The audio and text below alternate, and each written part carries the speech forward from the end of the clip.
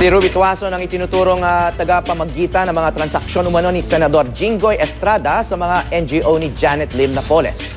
Ayon yan sa whistleblower na si Ben Herluy. Pero dati nang itinanggi ng kampo ni Estrada na may kinalaman siya sa mga transaksyon umano ni Tuason.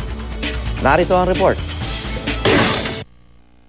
Isa si Ruby Tuason sa mga personalidad na sinampahan ng reklamo kaugnay sa pork barrel scam. Ang isa sa mga whistleblower na si Marina Sula, na dating finance clerk ng negosyanteng si Janet Lim Napoles, ang nagdawit kay Tuason.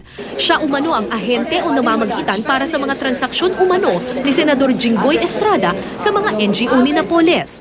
Sa reklamong plunder, malversation, direct bribery at paglabag sa Anti-Graft and Corrupt Practices Act na inihain ng DOJ laban sa mga sangkot umano sa anomalya, nakasaad na si Tuason ang may pinakamalaking kickback na nakuha mula sa Napoles NGOs.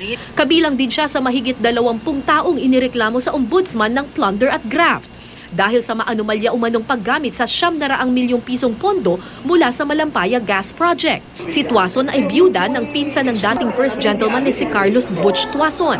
Dati siyang itinalaga bilang Social Secretary ni dating Pangulong Joseph Estrada. Nauna nang itinanggi ng kampo ni Estrada at Arroyo na may nalalaman sila kaugnay sa mga transaksyon umano ni Tuason.